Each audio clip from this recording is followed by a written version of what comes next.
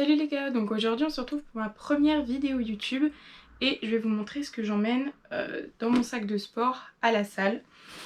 Donc restez bien attentifs parce qu'il y a du matos. Donc on va commencer déjà par un petit peu les indispensables que tout le monde doit emmener à la salle. On retrouve la petite serviette, donc pour protéger les machines et puis pour pouvoir s'éponger un petit peu la face quand on a bien bossé. On a la gourde, donc moi je prends un gros bidon comme ça parce que je bois énormément pendant l'entraînement et ça évite que j'aille remplir ma gourde 500 fois. Donc elle fait à peu près 2 litres je crois celle-là. Ensuite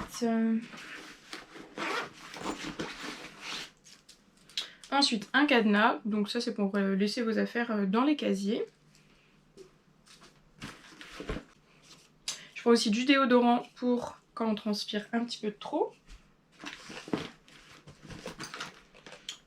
Une petite brosse pour pouvoir faire la fameuse natte d'entraînement. Et moi du coup j'écoute de la musique avec un casque. Donc je trouve ça plus pratique. Enfin j'ai pris l'habitude d'avoir un casque même si il tombe parfois quand je fais du soulevé de terre, des choses comme ça. Ça donne des vidéos assez marrantes mais il résiste bien. Donc c'est un JBL, nickel. Et voici un petit exemple de mon casque qui se barre pendant ma série de soulevés de terre. Heureusement, à force, je chope des réflexes. Donc voilà pour cette première partie. Donc là, c'est vraiment des affaires que tout le monde emmène de façon classique pour pouvoir faire son entraînement. Je vais passer un petit peu au matériel plus spécifique et vous expliquer un petit peu comment je les utilise.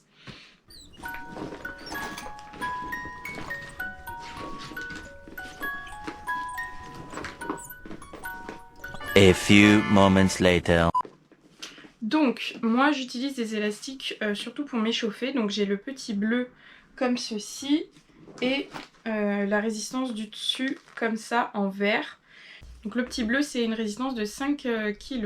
Donc je l'utilise vraiment pour échauffer tranquillement le haut du corps en faisant des rotations d'épaule, rotations internes, externes, pour bien échauffer la coiffe des rotateurs, des petits mouvements pour les biceps, triceps, etc.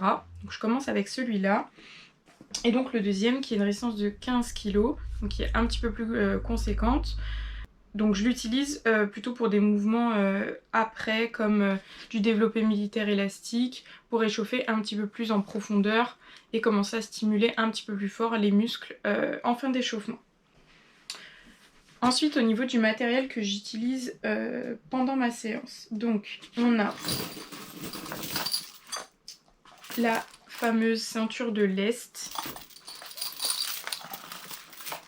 Donc ça, vraiment mon indispensable pour faire les dips lestés que j'adore.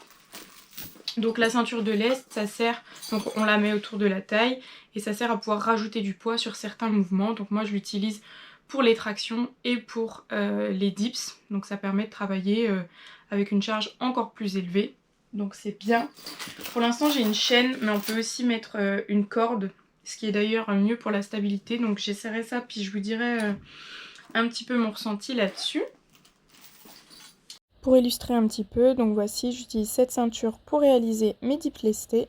Donc là, on a 40 kg de rajouter. Et je l'utilise également sur les tractions, donc ici seulement 10 kg. Je prends également une ceinture de force. Donc moi j'ai celle-ci que je trouve assez bien. Donc la ceinture de force, ça va être utile pour pouvoir faire ce qu'on appelle le bracing lors des mouvements de squat et de soulevé de terre principalement. Donc c'est une méthode qui consiste à se caler avec la respiration pour avoir encore plus de stabilité au niveau du tronc et donc d'être plus performant sur les différents mouvements. Donc moi je l'ai pris, j'ai pris celle-ci parce que j'ai quand même galéré à trouver une ceinture déjà pas trop chère dans un premier temps et à ma taille parce que j'ai la taille assez fine. Et celle-là elle est vraiment bien. Je crois même que je suis pas au dernier cran. Ouais non, il reste même 2-3 crans encore. Donc vous voyez, vous la mettez comme ceci. Hop, vous devez pouvoir passer à peine un doigt. Et voilà. Donc voici l'exemple de mon soulevé de terre où j'utilise cette technique de bracing pour pouvoir pousser contre la ceinture et monter ma barre. Donc voilà pour ce qui est des ceintures. Ensuite, j'utilise également donc des chaussures d'haltérophilie. Donc j'utilise celles-ci. Donc en fait, ces chaussures, leur particularité, c'est d'avoir le talon légèrement surélevé, ce qui permet de gagner en amplitude, par exemple sur le squat. Donc moi qui ai une mobilité de cheville très approximative, ça me permet du coup de compenser un peu ça et de pouvoir descendre plus bas sur mon squat grâce à ces chaussures-là. J'utilise également pour le développé couché car étant très petite, j'ai du mal à avoir le pied à plat sur les bancs. Et donc d'avoir cette hauteur en plus, ça m'aide à être plus stable. Donc voilà, celles-ci je les utilise vraiment que pour le squat et le développé couché. À savoir que du coup pour le deadlift, moi je préfère être soit pieds nus, soit sur des chaussures vraiment plates, où là on aura une meilleure stabilité. Pareil sur le squat, si vous n'avez pas de chaussures d'haltérophilie, je vous conseille d'être avec des chaussures relativement plates, comme des Puma, des Jordan, des choses comme ça, ou sinon de se mettre carrément pieds nus. Parce que sur certaines chaussures avec une espèce de mousse là, vous allez vraiment pas être stable et ça peut vous déséquilibrer et du coup limiter votre bonne exécution, vos performances, etc. On continue. Donc au niveau du matériel, alors j'utilise ces bandes de renfort. Donc ça c'est pour les poignets. Donc, je vais vous montrer un petit peu comment on les met. Donc je vais enlever ma montre déjà. Donc hop, vous pouvez coincer votre pouce ici, vous gardez votre poignet en position érigée et vous venez faire le tour en serrant bien. Hop, et on fixe comme ça avec le scratch. Donc ça je les utilise pour le développé couché, ça évite de casser le poignet et de pouvoir garder une bonne position rectiligne. Donc ça protège aussi un petit peu vos poignets lors des mouvements. Voilà.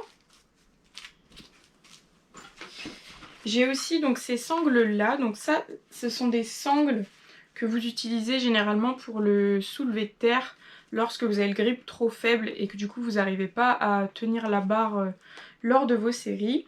Donc moi sur le soulevé de terre maintenant ça va, j'ai plus besoin de ces sangles, mais je les utilise par exemple quand je veux faire du rowing bûcheron, des choses comme ça, parce que les haltères ont vraiment un diamètre super large, ce qui fait que je lâche vite avec ma poigne et que finalement ça me travaille à peine le dos, que c'est mes mains qui lâchent.